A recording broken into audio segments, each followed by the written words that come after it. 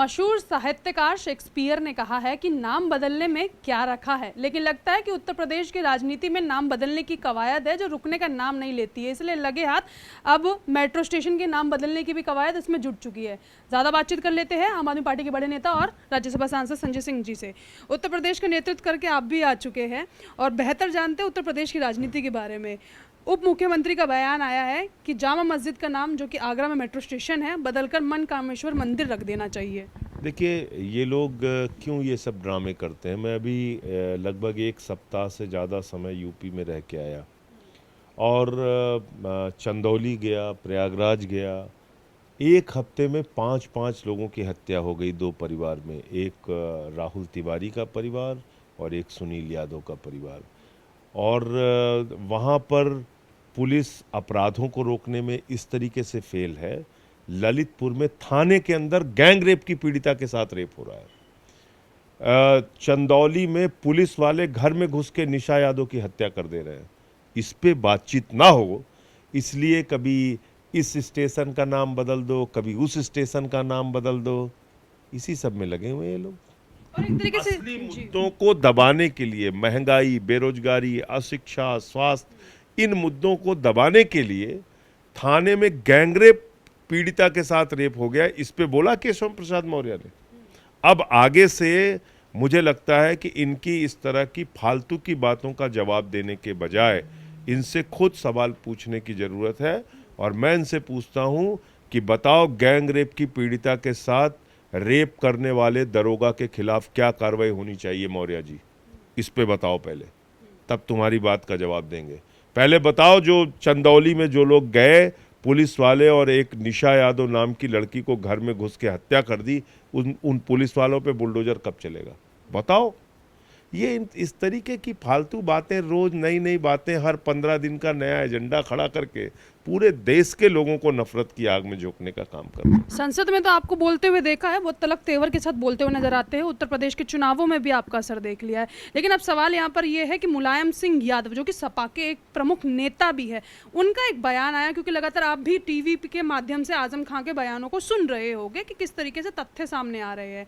कहा जा रहा है कि अब सिर्फ 2 बड़े नेताओं के बीच में लड़ाई है, एक सपा और एक बीजेपी, यानी कि आम आदमी पार्टी को यूपी से दरकिनार कर दिया गया है। देखिए, वो तो जनता के ऊपर है, कोई दरकिनार किसी को नहीं कर सकता। जिसके साथ आज लोगों ने बीजेपी का साथ दिया, कभी बीएसपी के साथ थे, उसके पहले कांग्रेस के साथ थे, कभी सपा के साथ थे, अब आम आदमी पार्टी के साथ लोग जुड़ रहे हैं।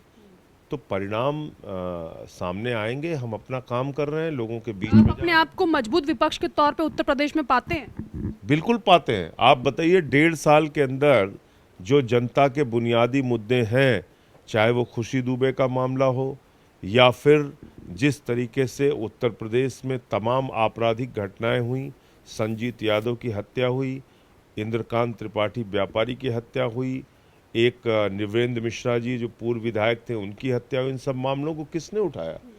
उत्तर प्रदेश में भ्रष्टाचार के जितने मामले हुए हैं, जल जीवन मिशन से लेकर स्वास्थ्य विभाग से लेकर तमाम भ्रष्टाचार के मामले, और वो मंत्री नहीं बनाए गए वो लोग, तो ये किसने उठाया? किसने राम मंदिर के भ्रष्टाचार का मामला उठाया कि जिसमें प्रभु श्री राम के मंदिर के जमीन में घोटाला करने का काम किया इन लोगों ने?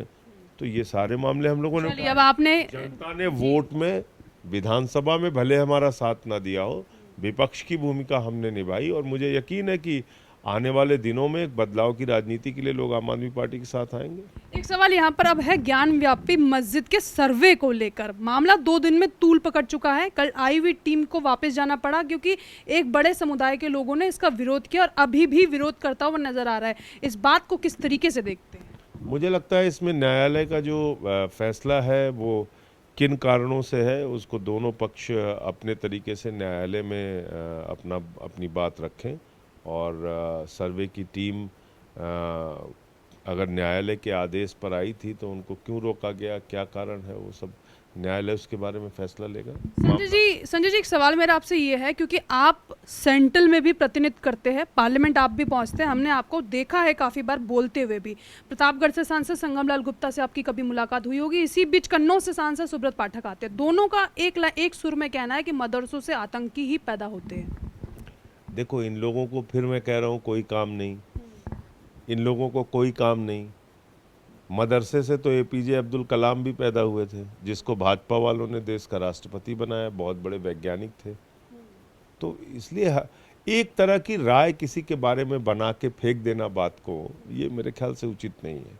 आप किसी के बारे में कोई कह दे कि जिस विद्यालय से हम पढ़े वहाँ से कोई आतंकवादी पैदा होते हैं, ये ऐसे बेबुनियाद, जहाँ आतंकवादी पैदा होते हैं उस पर कार्रवाई कीजिए, आपकी सरकार है, आप कर क्या रहे हो?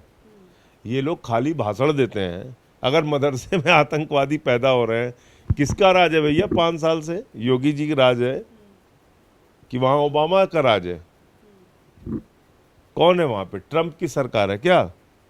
तुम्हारी सरकार 8 साल से तुम केंद्र में बैठे हो, 5 साल से यूपी में बैठे हो, अभी माला जप रहे हो वो मदरसों में आतंकवादी पैदा होते हैं। तो पहले बोलो कि हमारी सरकार कायर है, नाकारा है, कुछ कर नहीं पाती और मदरसे में आतंक, तब तो पूरी बात मानी जाएगी ना। कानून व्यवस्था तुम्हारे पास और तुम ही रो रहे हो कि मदरसों में आतंकवादी पैदा हो रहे हैं। किससे रो रहे हो?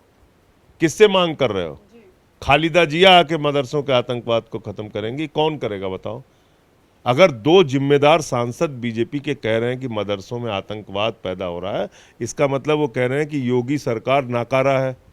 इसका मतलब कह रहे हैं कि अमित शाह सबसे बड़ा नाकारा है। इसका मतलब कह रहे हैं कि मोदी जी कुछ नहीं कर पा रहे हैं, उनके राज में मदरसों में आतंकवादी पैदा हो रहे हैं। कर क्या रहे हो तुम लोग? तो ये इस प्रकार की बातें करके उल जलूल बात, मैं कह रहा हूँ ना आपको से, महंगाई, अशिक्षा, बेरोजगारी, इन तमाम सवालों से दिमाग बांटने के लिए ये बातें की जाती हैं। चलिए, संजय सिंह को आप सुन रहे हैं, बड़े तलक तेवर में जवाब दे रहे हो और बहुत जो है बड़े तरीके से अपनी नाराजगी दर्ज कर रहे हैं उत्तर प्रदेश सरकार से, सीएम योगी से, अमित शाह जी से और तमाम बड़े नेताओं से, और एक ही बात कहते हुए नजर आ रहे हैं कि सरकार जिसकी है आखिर उसकी तूती क्यों नहीं बोलती, अपनी ही सरकार पे आखिर क्यों अंदर खाने नेता सवाल उठा रहे हैं। कैमरा पर्सन दुर्गेश के साथ मैं भावना, R9 न्यूज।